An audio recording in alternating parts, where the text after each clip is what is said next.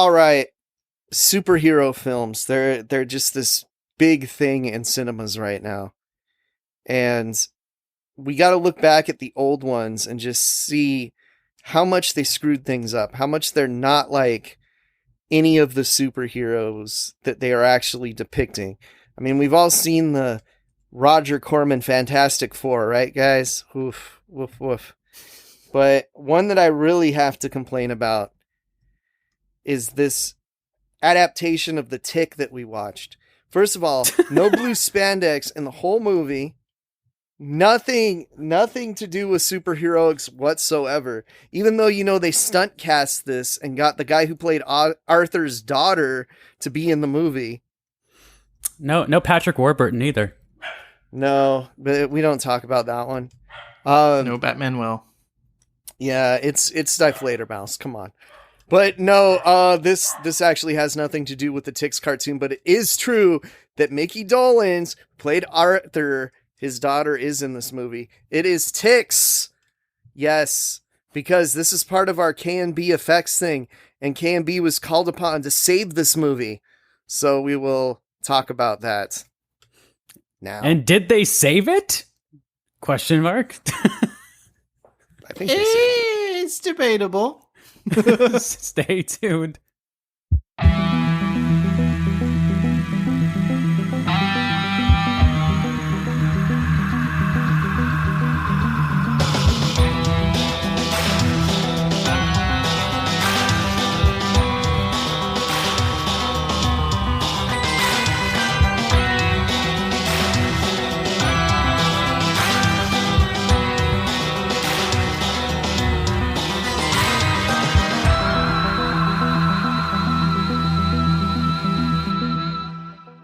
Welcome to another Mishable podcast, Horror Decomposed. Hello to Chris's dog.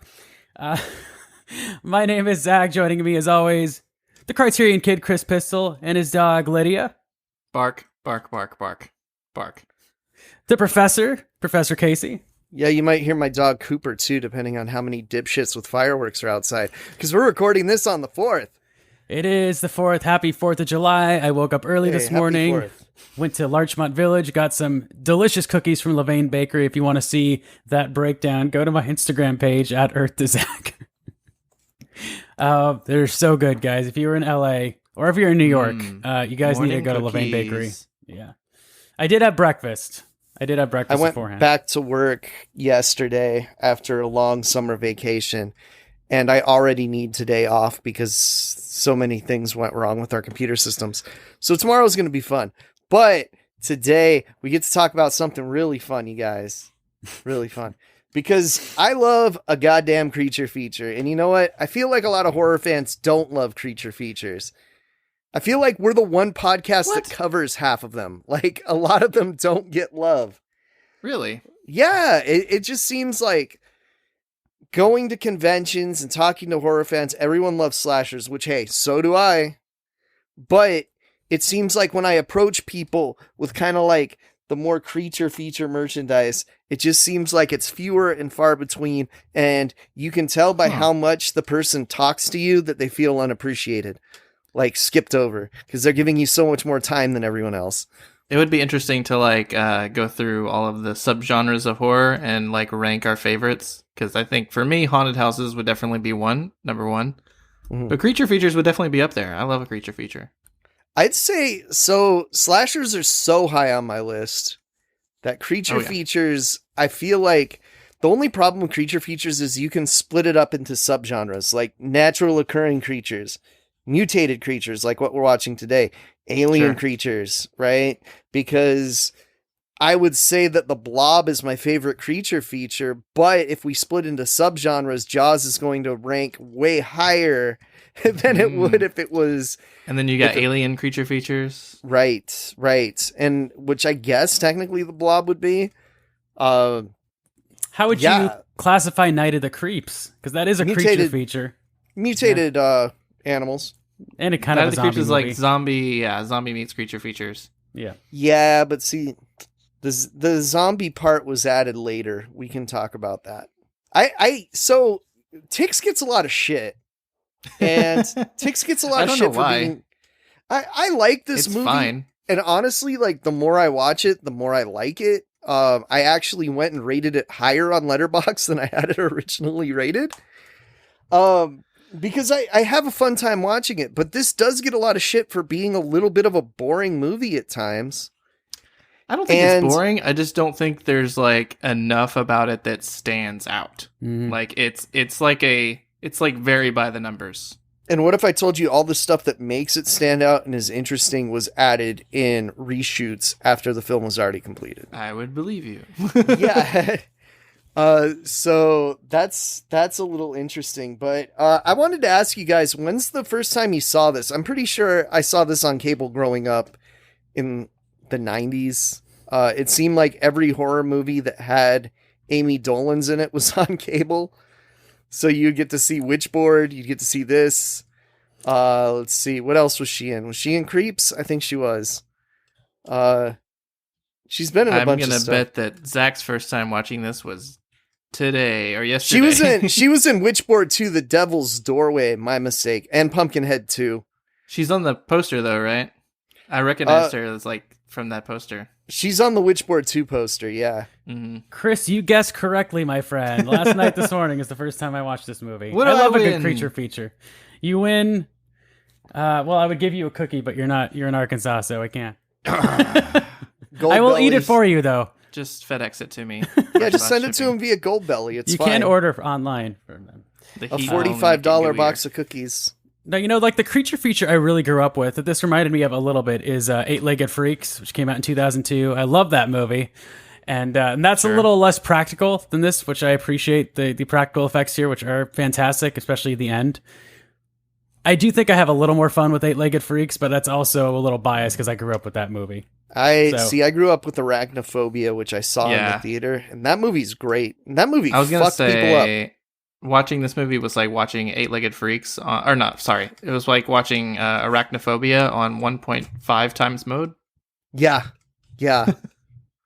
And as someone who saw Arachnophobia in the theater, man, people were not expecting it to be as horrific as it was. And there were some very upset children in the theater. I was not one of them. I was pretty stoked for that movie. Arachnophobia is so good. I just got that on Blu-ray not so long ago. Yeah, if they do a 4K version, I'm in. I keep thinking... I'm in for 4K. I feel like I keep thinking of Mimic when I think of Arachnophobia, and those are different movies. Very different. Yeah. Yes. Mimic is pretty slow, too, but it has some creepy stuff in it. I don't know. Arachnophobia might be the best spider movie. Just putting it out there. Yeah. I think I need to see Arachnophobia, because I think I thought I saw it, but I think it was Mimic. You would remember Arachnophobia. It's got way more personality than... No offense, than Ticks, but it has a Tremors vibe that Ticks does not have. It's got it's got like a Spielbergian, also like an Amblin type vibe. Yeah, too. And you get John Goodman. You can't go wrong with John Goodman, dude. Nope. I did like the cast of Ticks. I thought it was pretty. You got Peter Scolari. Well, I have a problem with one. We'll get there. Okay, Peter Scolari, always good. Should we talk about the plot of Ticks first? The plot. Okay. Okay, I can do it in 2 seconds. Have you seen a creature feature? You've probably seen, and you know the plot. Let's do a proper introduction. So this is our feature scare. Happy 4th of July, everybody.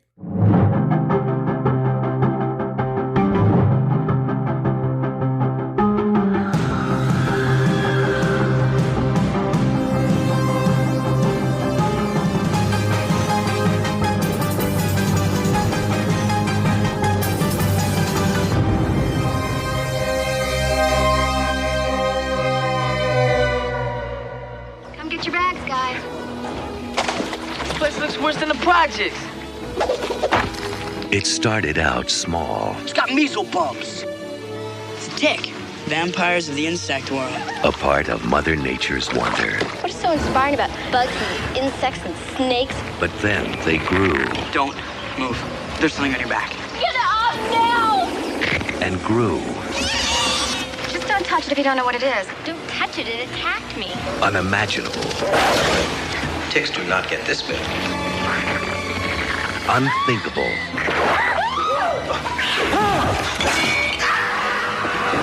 Unbelievable. There's a huge fired a whole bunch of those tick things headed this way. Where civilization ends,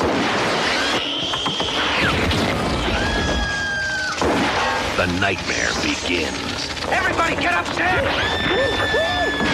Go! Go, go, go!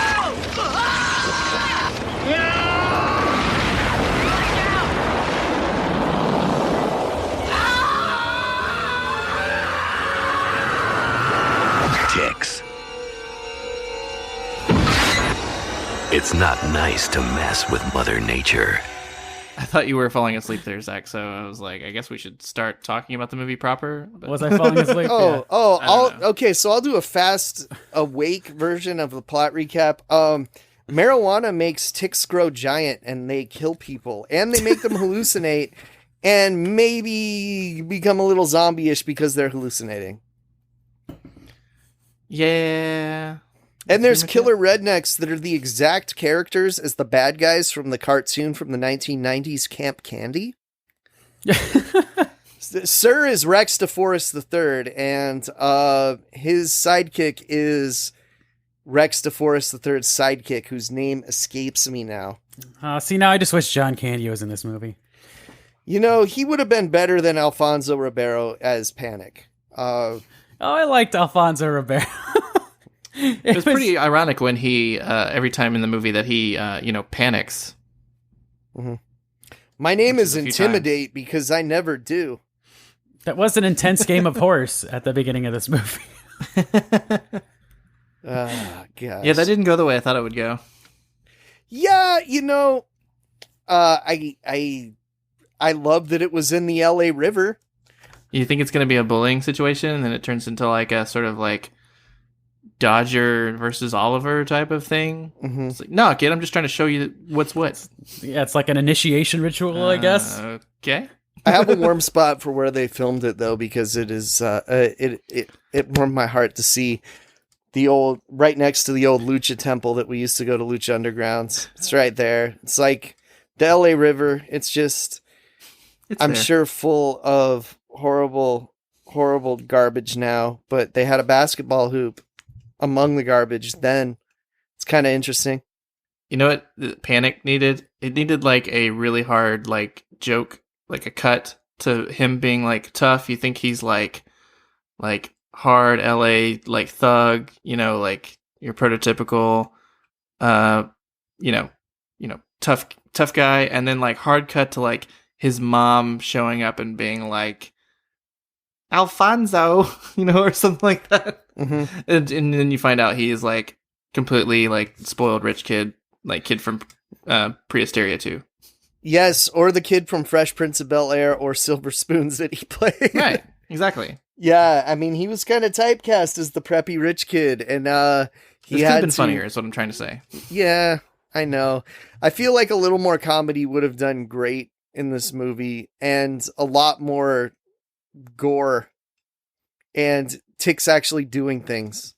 Because ticks are disgusting. I don't know if you've ever had your dog get a tick. It's fucking gross. Oh yeah, it's a horrible my wife is process. disturbed by ticks.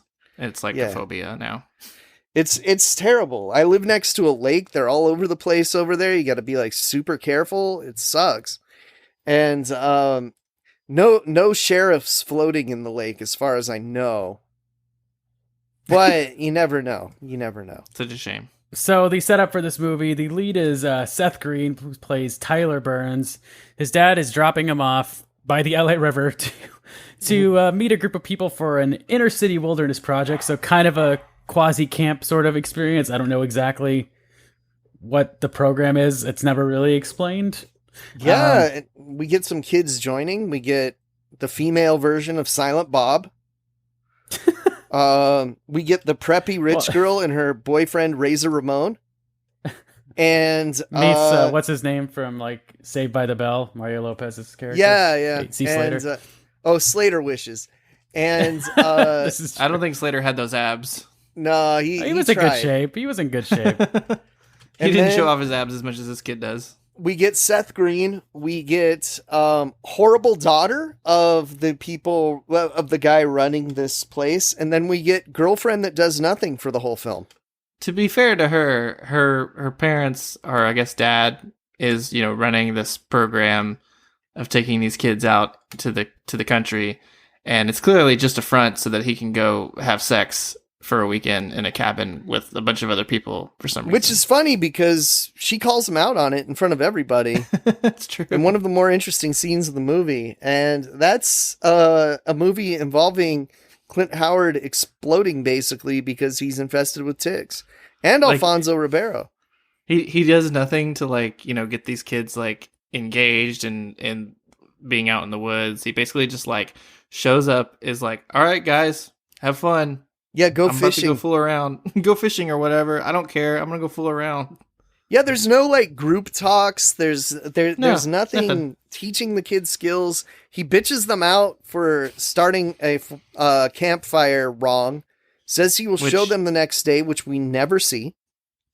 Which, yeah. How can you blame them? They're bored. That's what I would do. Seth Green's character's backstory is that his dad is having him do this because when he was a kid, his dad like left him in the middle of the woods or at a camp by accident, and he was there by himself for 2 days or so, and it scarred him. Yeah, he becomes agoraphobic and panic disorder and all that. And it sounds to me like the dad should be the one being sent to the fucking camp for leaving his exposure kid in the therapy. wilderness. It just works. Yeah. It just does. I do gotta say though, Seth Green, he's really good in this. He's really good in everything. Love the dude. He's so tiny. It definitely felt like he had been like through some acting lessons or something, because he's doing like some extra stuff. There's a part towards the end where he's like kind of freaking out and he like laughs in the middle of like his panic mode or whatever. And it's like, what are you doing there? That was a choice. I don't know what that was, but that was a choice. He's going for it. I mean, this is weirdly directed from the guy who did Hellraiser 2. I feel like if this was more like Hellraiser 2, I would have liked it more than I did, but I do like this movie. If I was going to rank the two, though, I don't know about you guys, but I would rank Hellraiser 2 much higher than this. Oh, yeah. Yeah, probably. It's a better movie. This was fun, though. I think the dynamics between, like, the teenagers was a little strange. Like, they all have different archetypes that they fit, but it was kind of... It was like, this should be like a summer camp movie, but they did something a little differently. Like, it's supposed to be like a research sort of thing and like a learning program. Mm-hmm. But it was like, why are any of these kids signed up for this? Like, it doesn't seem like any of them want to be there, really. Yeah, it seemed more like it was supposed to be like a scared straight thing or a thing for juvenile delinquents. And they couldn't figure out how to get Seth Green there without him being some kind of criminal. Just have him like, make it like holes. Like he was framed for something, or like... Mm-hmm. He was spray painting, or like he was walking around, someone put a spray can in his hand and he got picked up for tagging, even though he wasn't doing it. Just something like that. Like, I didn't draw the dicks all over the place. It was some random person. Yeah, it would have been great if Panic put a spray can in his hand in that first scene where they're just in a place completely covered by graffiti and he gets arrested or something. Could have been interesting. Yep. But still, though, I feel like Seth Green's character, even though he overcomes his fears, it's still his dad's fault that he was left in the wilderness, and we never get a payoff for that. But, So should we get into the K&B effect side of things and just the ticks themselves and what happens and all that jazz? Let's rewind just a second, because you asked, Casey asked like when we first saw this, and I didn't get to give my answer. Because I did see this on TV when I was a kid, and it scarred me up just a little bit. I put this and Return of the Living Dead in the same category of movies that I just caught pieces of on TV and had to like flip channels and thought about for years afterwards, because there's definitely two sequences that freaked me the hell out as a kid. And that's the scene where the girl is like looking through and she finds Clint Howard and I'm infested. Like, I particularly remember when he like falls over on top of her. And in my mind, it was a lot more disgusting than I realized it was. Like, in my mind, like, he's just, like, dripping goo on top of her face, and she can't get away. Still, though, it's Clint Howard on top of you. There's a disgusting factor in there. Yeah, it's very That's so mean. I gotta say, though, it was cool to see Clint Howard and Rance Howard in the same movie that had nothing to do with Ron Howard. They were both cast in this film, and both did great. And Rance Howard, love that guy. Love Clint Howard, too. Clint Howard, though, man, he almost wasn't in this movie. And oh yeah, I would believe that he's just in there for like reshoots or something. Yeah, so basically what happened is this is where KMB comes in as well. So Doug Beswick, who is like the special effects supervisor of the film, originally did a lot of the effects. He actually came up with the idea with the film. He's like the first credit you see is like story idea by him, I think, actually. And he wanted to do a Killer Ticks movie. And they did, but for whatever reason, and I think it's for whatever valid reason, they decided that the film didn't have enough going on, so they needed to do some reshoots. So the big reshoot scenes were everything that Clint Howard does, and also Alfonso Ribeiro eating the steroids and giving birth to the giant tick that rips out of him, which that was K&B effects. And which is that the other scene that disturbed me as a child. Just the shot of his head splitting open, splitting apart. It's pretty great. I would say, like, if you were to rank gross bug scenes, though, that Screaming Mad George's transformation in Elm Street 4 was probably the best one. But Elm Street 4 had probably 20 times the budget of this film. So they did a pretty great job for what they had on hand. And really gruesome that Alfonso Ribeiro dies. Also, the only one of the good guys. The fact that he rips apart. He's also the only good guy to die in this movie. There is no... This is a Freddy's Dead situation. This many people should not have survived in this film. It's true. I didn't even really think about it, but yeah. It's like a Killer Tick movie. The movie's so fast that you barely even notice it. Yeah, and there's definitely some weird edits in there. To where you're like, oh, whoa. There's some major continuity errors with Panic. Like a scene where he has a trench coat on and then he doesn't.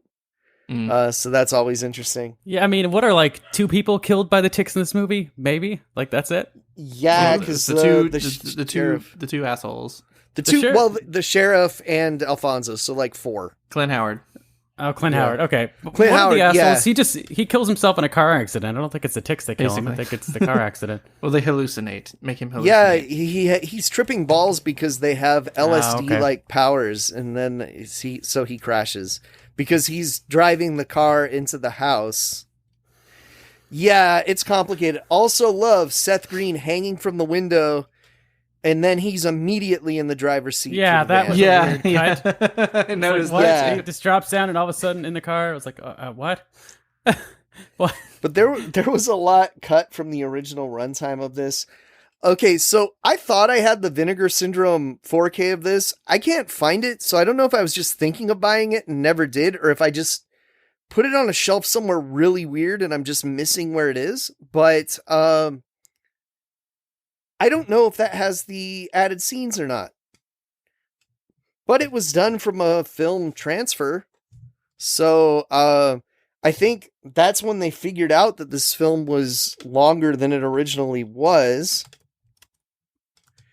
Because they cut a good 6 minutes of it. And I'm wondering if it's 6 minutes of gore, because the gore is pretty awesome in this movie, but it does feel somewhat truncated with it. And I can confirm that no, the movie does not have the added scenes to it. And I think most of the gore also is just ticks being squished, which they like establish at the beginning of the movie when they, explain what a tick is for people. Yeah, because there's ticks are really hard to squish, so you have to burn them, and then literally the half of the movie is them just like stepping on the ticks and squishing them. Like, I thought you couldn't do that. Yeah, a lot of stomping, a lot of throwing them against walls. Yeah, you just throw them up against a wall and they're dead. Yeah. It's like, oh, that's okay. But I feel like this does, you do kind of wonder what those lost scenes were, because even the Vinegar Syndrome version's 88 minutes long. Maybe and there's just like some extended stuff with like to explain how Seth Green got from the window to inside the car. It's Yeah. probably just a couple extra bits. It's a whole in there. 6 minutes of stuff, though. It was, it's just kind of crazy. That much was cut and never found. We don't ever see the sheriff killed, right? So maybe that was a scene. Possibly, right. Yeah, you just find him floating and then see the car. Yeah. And you're like, what? Yeah, it's a little weird. And that model, that whatever dummy was in the water, really didn't look like Rance Howard to me.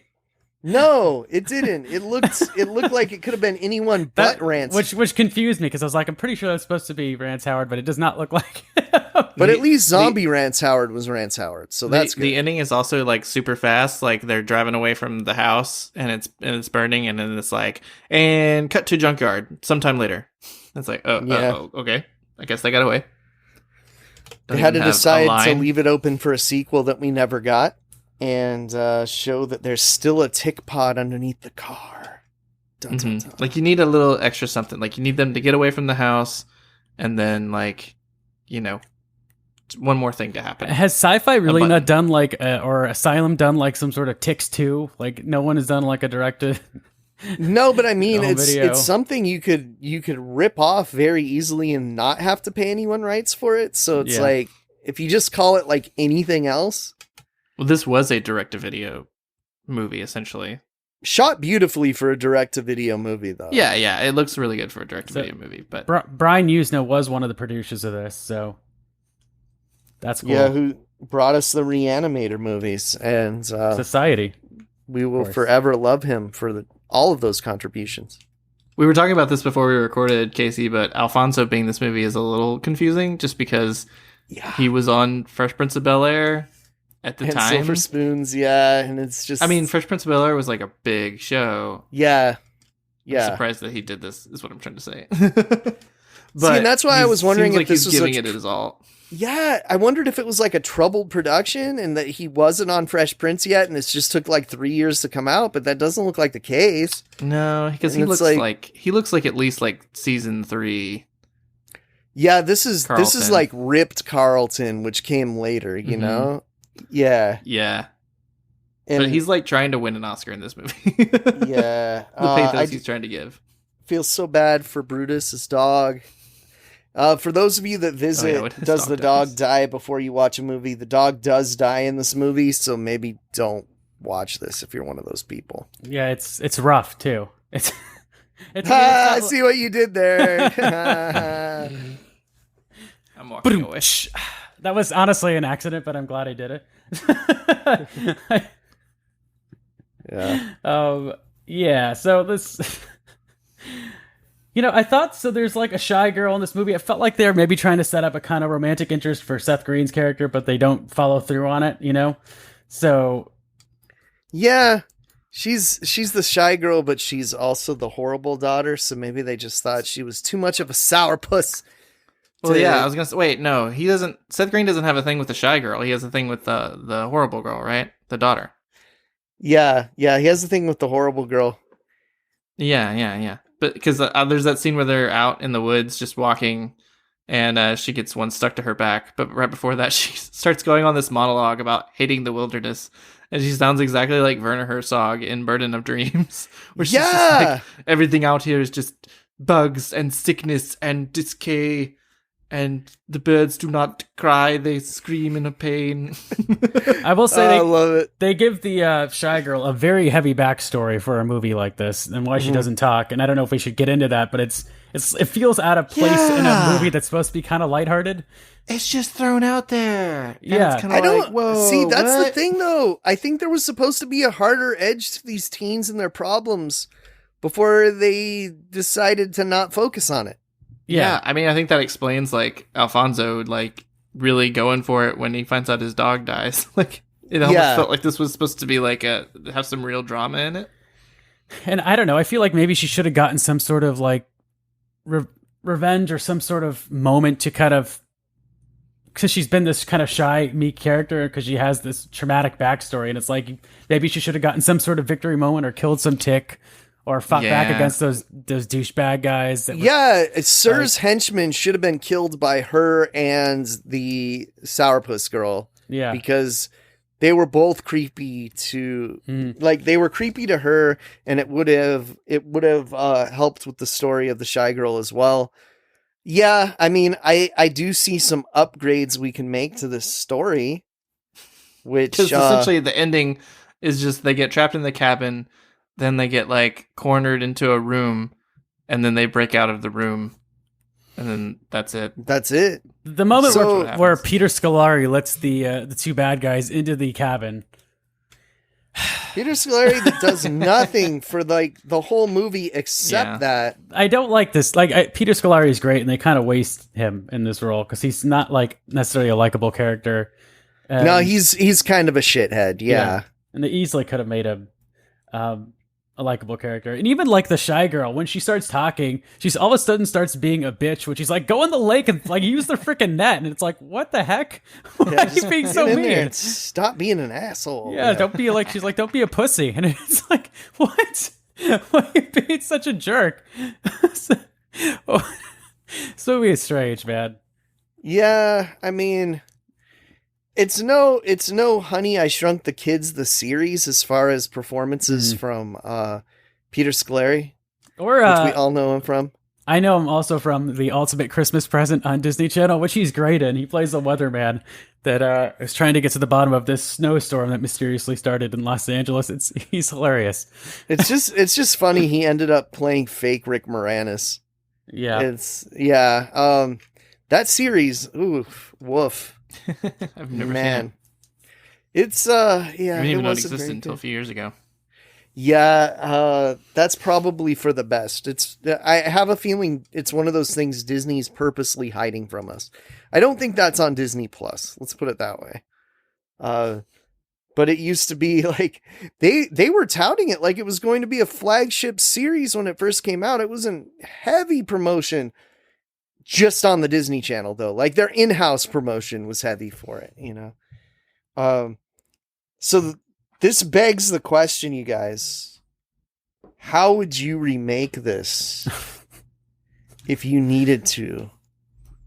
Because that's the important question. I think I would pull like an Evil Dead Rise and set it in like apartment complex or something like, or a grocery store, or just like larger scale, or just it needs to be set somewhere else rather than the camp kind of thing. I feel like that didn't take advantage of the ticks themselves as much as it could have. Yeah, I don't know. Go ahead, Chris. I don't think what you have as far as the premise is bad. There's some like interesting stuff here. It's just not really like, it's not really utilized very well, so I would just turn everything up like 8. I would turn everything up like 10 degrees. So like the hallucination stuff, I would really like play with that. Oh yeah, lean into that for sure, really right? Lean into that. Make that fun. Just crank up the humor in this movie. I mean, it's about killer ticks. So it's not going to be super scary. Just make it really gross and really funny. For me, like creature features like this, where there's lots of like little creatures, you know, it's always fun when they're wreaking havoc on a city. That was like a Gremlins. Yeah. And if you look at like Eight-Legged Freaks, which I think Rance Howard was in too, actually. I think he has a little bit part in that. But like the spiders attack a mall, like all the whole town converges on this mall. That's kind of like not a really popular mall. It's sort of a dead mall, but like this whole infestation happens and they take refuge at this mall. And so there's a lot of fun scenes in the mall and throughout the town. And you see like these folks just running towards the mall and driving. And there's just lots of chaos there that's fun and creates really like visually interesting things. And I think you could do a lot more with the ticks if you put them in a different location, because the forest you can only do so much with. I was thinking kind of like an urban setting to where they basically built a neighborhood over like a wilderness refuge that they shouldn't have built over, and there's also a shitload of ticks there or something, you know, and so it causes them to infest people. I think that there's some fun stuff you could have with like the infestations making people kill other people too. I think that would be a good direction to take it. Like, say there's like some exterminator guys, right? And they have to tent somebody's house, but then they end up just like getting bit by the ticks and just like beating each other's brains out. And the people come home to their house thinking that the whole extermination's done, and they just find like chunks of people all over the place and then get attacked by the bugs because the extermination wasn't finished yet. You know, that's just me spitballing. coming up with something in 2 minutes, but I think that it would be a fun scene or a couple of scenes anyway. But yeah, this is something that I think could be done. Just don't go CGI with the ticks, man. We don't need swarms of ticks. We just need some big ones, I think. I do think between this and the people under the stairs, we can definitely see a range with K and VFX, and they're obviously a very talented group of individuals. And you know why I like this?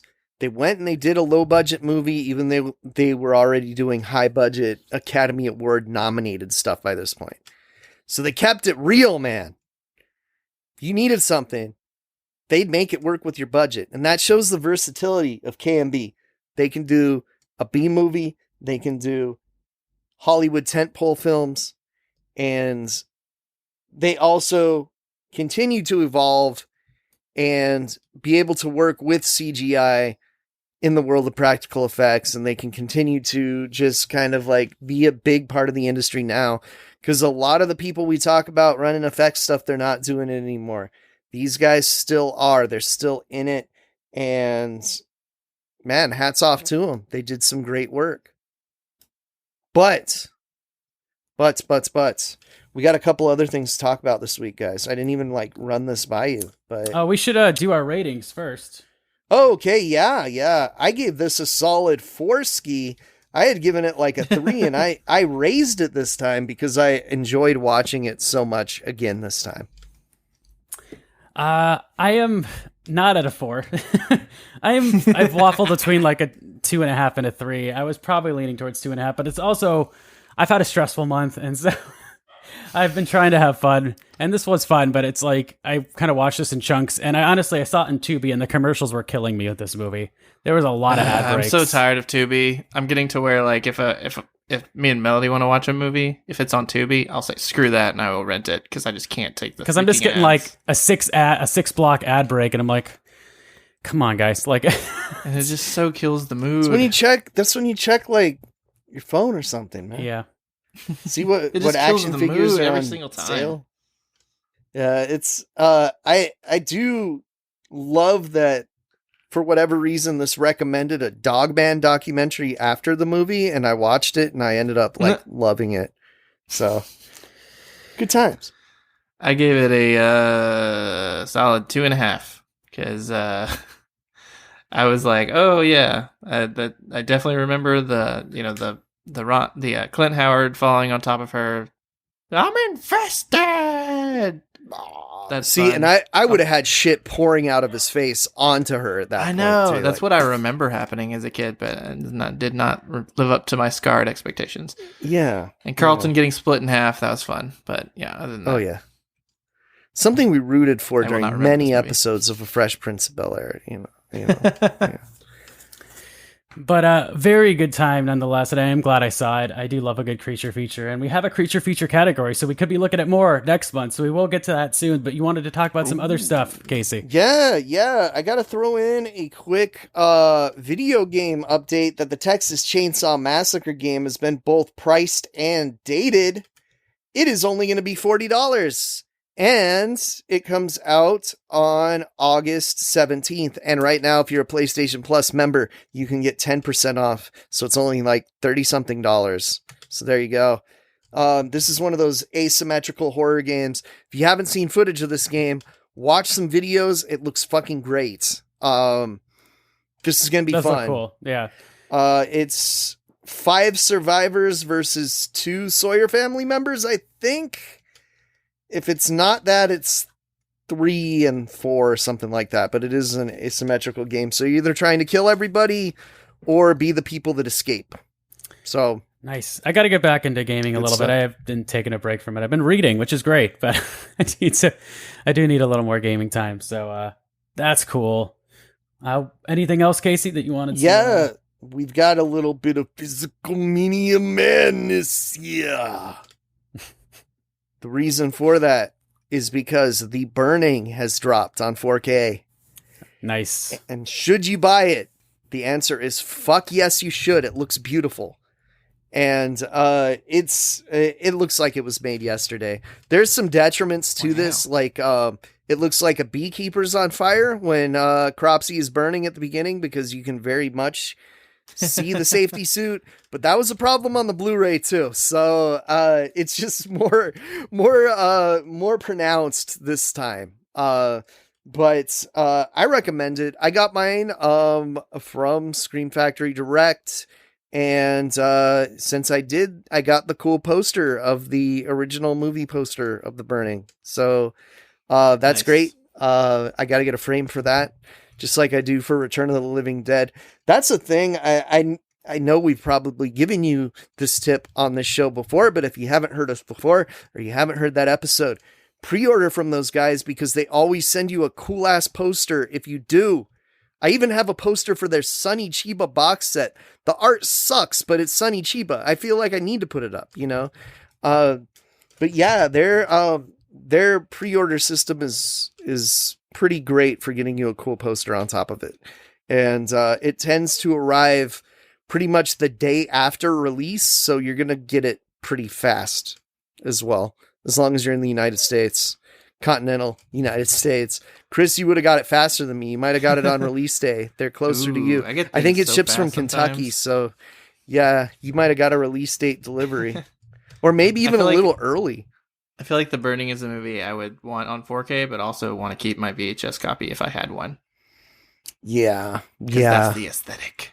They had it on VHS at that VHS rental store in Burbank, and Kevin rented it. So yeah, we should have him. I really would love to go to that store. Be Kind Video? Yeah. Be Kind Video in Burbank. Yes. Just in Magnolia Park the other day. Yeah, it's pretty great store. It's Have you guys been by everything you Vidiots can want yet? by place. Huh? You guys been by Vidiots yet? Not yet. No. They're doing screenings. Oh, I need to look into man. it, yeah. They're having some old movie screenings.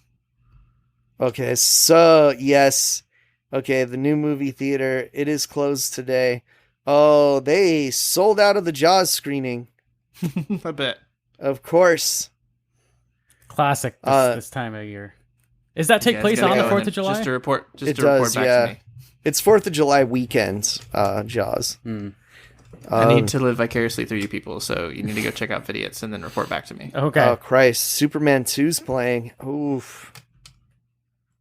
Yeah, they've got some great stuff. They've got Voltaire there, you know, if you like some Almodovar movies, which who doesn't? And you know who doesn't? People that didn't have to watch Almodovar movies in film school, usually. Because that's how you usually get introduced to him, but he's great. Bueno. Kris, how is Asteroid City? You've seen it like twice, right? I did. I enjoyed it. I had to wrestle with it though, because it didn't blow me away or totally blow my skirt up. I think it's one of his more think about it movies, but I enjoyed it. Did you like it as much as his last one, Dispatch? No, I think I like French Dispatch more. See, that one didn't a little bit more my jam. That one didn't resonate with me a lot. I liked one of the stories, but it was like this is immaculately made. Yeah.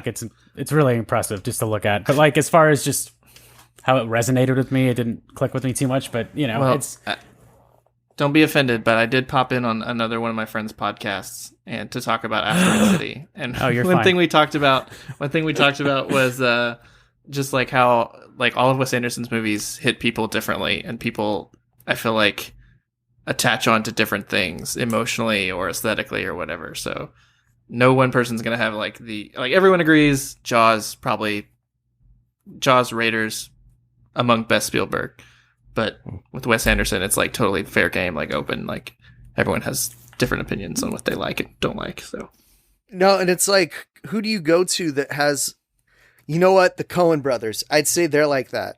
Yes, yeah, I would. Yeah, I mean, I think emotionally, Rushmore is always probably going to be the one that I connect to the most. I mean, that's the coming of age, Wes Anderson film, and same. So it's hard to kind of top that, and I feel like he's gotten into a lot of, because I know Asteroid is a play set within a story or whatever, it's very structured.